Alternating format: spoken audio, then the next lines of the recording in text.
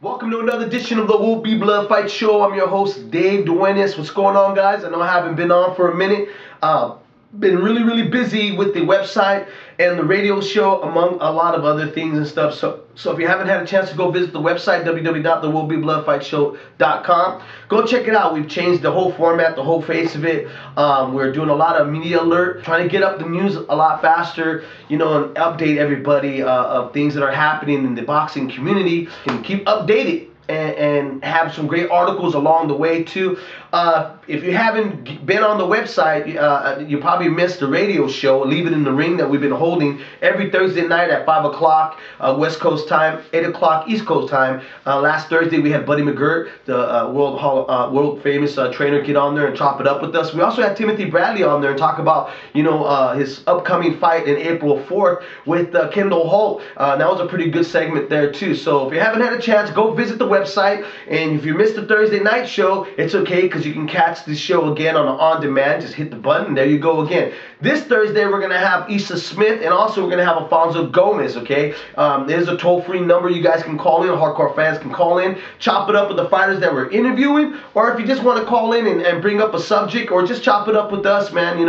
We have Blood, David Chen, 916 Chris, 17 Brandon, Rob Riddler, Budasai. You have a couple of subscribers that call in too. You got Red, you got Odin, Boxing Fan 4. Come and visit the website. Really support the website, guys. We're doing a lot of work, to really keep the website updated and adding a lot more things to it. We still got a lot of stuff in the works. Boxing apparel still being worked on. Radio show still being worked on. Cutman's Corner still being worked on. Our Prospect TV with standandfight.com. We're still collaborating and trying to put some stuff together, so put a lot of time and work into this. Okay, so let's get into the fights. Samuel Peter just fought Friday against Eddie Chambers. Eddie Chambers took it by decision. Borefest, really, I think everybody was hoping to get something a little bit more out of it, but unfortunately Samuel Peters is content in where he's at the moment. Okay, I don't see him progressing. As soon as he became a champion, or got a hold of one of the title bouts, he just kind of fell apart. You see a guy and they're like, oh man, this guy's gonna make a lot of noise, but then when they hit that peak and they hit that level, and when you're supposed to expect something out of them, for some reason they just fall apart and they end up staying right at that level. They don't seem able to rise above. Okay, so unfortunately we got a really bore fest out of that. Who else? Julio Cesar Chavez Jr. In a tough fight. Real tough fight. First off, yeah, the undercards were great. The fights were good. Pricey wise, it was a little high, but hey, what are you going to do? If you're a hardcore fight fan, you're going to pay for it and you're going to sit there and watch it. Soto looked strong, got in there and did his job. He fought somebody that was really awkward, but he was able to do what he needed to do to keep moving forward. I now want to see him start fighting some of the top guys at 135, okay? See what he does with those guys, okay? Now, same thing with Fernando Montel. Looked really strong. Actually, looked more bigger and cut up than I've seen him. Okay, taking his re-entry at 118. Lost with Johnny Gonzalez, but now he's back in there. He looks like a more refreshed, hungrier, and fan-friendly fighter now. So, talks about him and Victor Chillian walking in. That is an interesting fight. That's a fight that really needs to happen, because has all the ingredients together to have a fight of the year. Okay, some people are thinking that Montel's gonna have the answers to stop a Victor Chillian. I don't know. That's a tough one right there for me right now at the moment, because regardless if you don't like Victor Chillian's attitude or the way he carries himself, to me, really, he's become more intelligent in the ring, and really he's been able to adjust to other people's styles, and he has more of an understanding of what boxing is all about. So those are some fights I want to see materialize and happen a little forward for him too.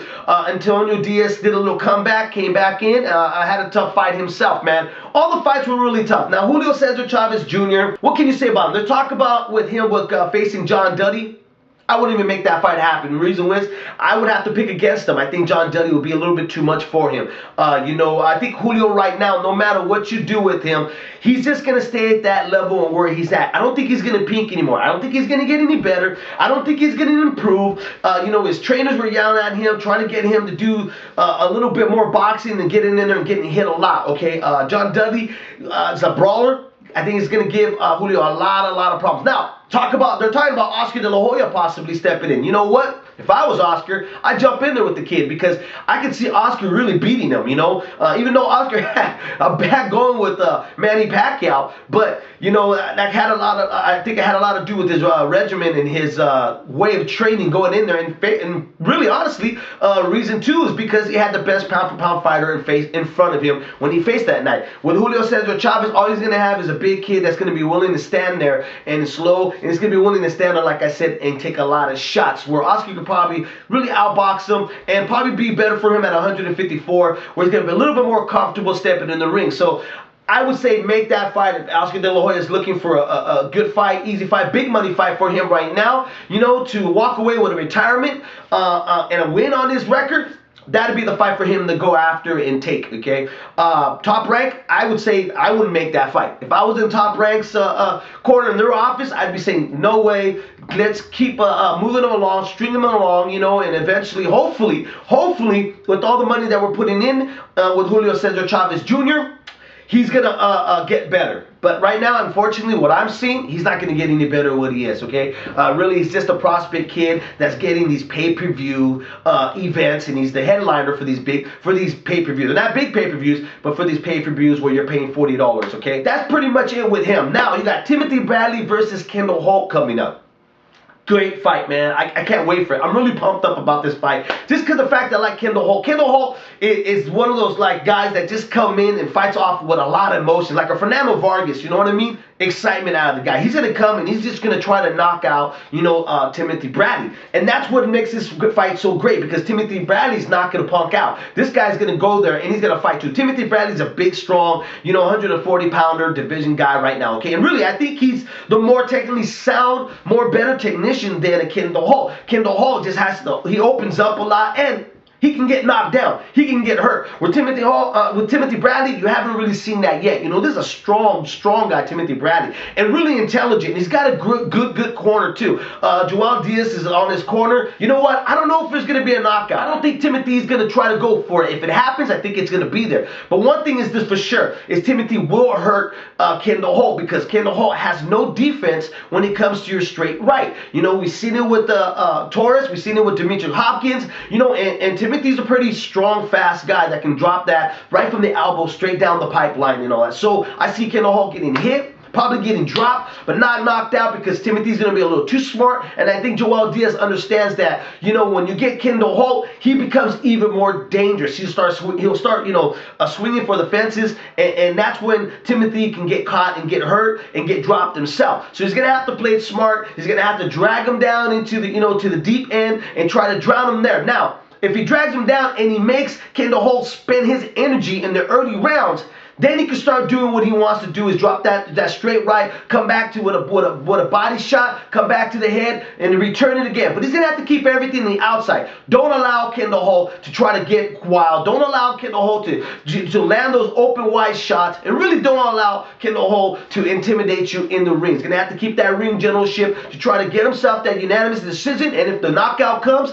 it will come. But right now, I'm going to go with it. I'm going to play it safe. And I'm going to say decision for Timothy Bradley. I think right now it's just Timothy's time at 140, and like to see what the kid does facing some other bigger oppositions out there right now. But for right now, against Kendall Holt, this is the tough one for him to do right now, and I think it's going to be a great fight April 4th. I don't think we're going to be disappointed. Guys, if you haven't visited the website, www.thewillbebloodfightshow.com, it doesn't look like what we had it before. Remember, the way we had it before, it was a big disappointment. That's not what I wanted. That's not what I was bringing. Now the website is redone. done. It now has everything that we've been that I originally wanted on there. We got the forum, great articles. We got media alerts, press releases, everything that I think that a hardcore boxing fan wants. And also we got the radio show, which gives us the hardcore fans and you guys, everybody, this is a boxing community site. Okay, it gives everybody the chance to kind of get into the mix and get your hands and your feet and everything else wet with us. Okay, we're still looking for more sports writers or blog writers, whatever the case is, man. Email us up, and keep supporting us, brothers. Okay, I'm your host, Dave Duenas. This was an edition of the WillBeBloodFightShow.com.